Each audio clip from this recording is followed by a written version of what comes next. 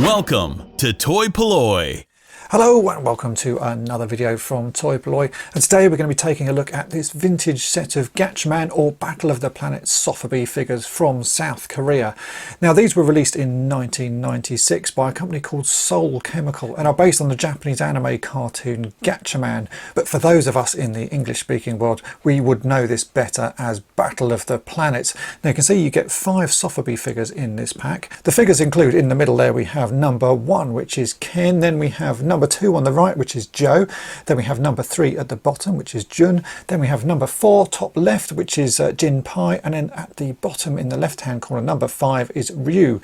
Those are the Japanese names of these characters, but we would know them better as number 1 is Mark, number 5 down in the bottom there is Tiny, number 4 is Keop, then we have number 3 which is Princess, and then finally we have number 2 which is Jason. Those are the names that I grew up with and those are what I will be calling them today. But let's take a closer look at the box because it really is a lovely box. So here you go, this is the front of the box, and as you can see you can get to see all 5 figures really nice and clearly. There's nice graphics from the show. This was made by a company called Seoul Chemical back in 1996. This is a South Korean company. The show had been doing really well, which is why they started to produce figures like this, because originally the Gatchaman cartoon came out in 1972 and the English language version came out in 1978. So this is quite a few years after the cartoon was produced, but it was still proving popular. If we turn the box around you can see there's some more graphics on the side of each of the characters' faces, and then on the back we have this really lovely sort of set of images from the show with Mark in a real action pose and in various shots from the TV show itself. It really is a lovely box, and it's actually very nice to display the figures just as they are like this. But what I really want to do, as with all of my toys, is to open this up because I want to see what the Sofubi figures are like. So let's take them out of the box and we'll look at them individually. And here they are out of the box, and they do look really great. These are the sort of toys I would have wanted as a child. Growing up when Battle of the Planets was on the telly, there were so few toys to be had to play with along with the show, and if something like this had been produced and sold in the UK I would have grabbed them because they just look fantastic. They really do look like the characters you see in the show. There are a few issues with them, the fact that they are very limited articulation and the capes really aren't the right colours, but the overall effect of them is very nice indeed. Now Sofubi figures are a sort of a traditional Japanese style of toy, so they're made out of soft vinyl. They do have very limited articulation. If I pick up Mark here and show you, you can see basically they can twist at the waist just about. There's a bit of a sort of a joint there at the waist. You can rotate the arms up and down. This one has a loose cape, and then the head doesn't move at all. The little visor there is just a piece of plastic pushed in place. That's it for articulation. Basically you can move the arms up and down and the waist just a little bit, but they are very durable toys. They can be played with a lot. On something like this I would have thought maybe the beaks would get lost over time, but the rest of the toy is a very durable toy, and lots of Japanese toys like Ultraman are still made today in this same style because they're a very cheap toy that kids can easily pick up with their pocket money and they last pretty much forever.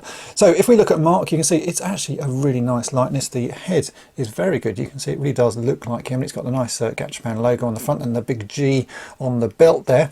The cape is not quite the right colour. When you see him in the show, the inside of the cape is red and the outside of the cape is white, but it does a really nice job, and it's made of quite a sort of soft plastic which is still very supple. There are a few bits of signs of aging, not so much on this cape. There's a few little brown spots here where the plastic is starting to degrade. On some of the others there are more obvious spots, but Mark actually isn't looking too bad at all. I think he's probably my favourite of all the figures from this line. He was always my favourite character, so I think he looks really nice. Let's look at some of the others. So here we have Princess. I think again this is a very good likeness. You can see the face, if I just show you under the visor, really does look like the show. Again, same articulation, and it's the same sort of cape. In fact, is that the same cape? It's a slightly smaller cape they've got on her. In this show, the inside of Princess's cape should be the same sort of pink as her skirt there, but otherwise I think that's a very good likeness as well. I really do like these figures. The style of them and the scale of them is very nice indeed. So that's a Princess that we have there. Then we come on to Jason, and as I mentioned earlier, you can see there's a little bit more sort of plastic degradation going on there. There's a few more of these little brown spots on the plastic of his cape. It's a bit more pronounced on this one. There's also a little bit of yellow into it. Now with Jason, in the show, his cape was a dark blue colour. I can't remember what the inside was. I imagine it would be a similar sort of purple to this. So on this, they've just kept all the capes white on them. So it's a shame really, because that's the only thing that spoils these. If the capes were the right colours, they would be almost perfect and perfect representations of what you saw in the show. But on him, it's white. Otherwise, he has the same sort of articulation. You can see he can move his arms, and that's about it. But really does look very nice indeed. Then we come on to Tiny, which is the largest of the characters here. You can see they've really sort of bulked him out, so he's got quite a chest going on there. Again, I really do like the way these look. I think the sculpt on these is very nice indeed. He's actually got quite a sort of naive, sort of friendly face under there. He's supposed to be an owl. All of these characters are supposed to be based on something. So Mark is the eagle, Princess is supposed to be a swan, Jason is a condor, we have Tiny here who's supposed to be an owl, and then Keop is supposed to be a swallow. Again, the cape on this one is not the right colour. That should be a sort of dark green, the same sort of shade of green as the boots and his hat, and the inside on that should be brown. But as you can see, this one again is all white. And finally we have Keop, which is the smallest of the figures.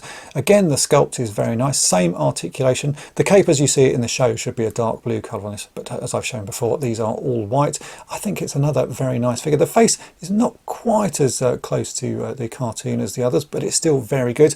Now Keop is probably one of the more memorable characters in the show because of the way he spoke, especially in the UK and US versions of it. He had a very distinctive verbal tick that would make him sort of make shrill noises as he talked. Very intriguing sort of character they decided to turn him into when it was translated into English. I can actually see on the back here on this cape it's got a number 4. I'm imagining that all of these must have numbers on them. Let me have a look at the other one. Oh, they do indeed. So there's a number 2 on that one, so that indicates which figure the cape should go on. What does that one say? That one also says number 2, so maybe it's just a size thing. So this one has number 4, those two have number 2. Let's look at Princess.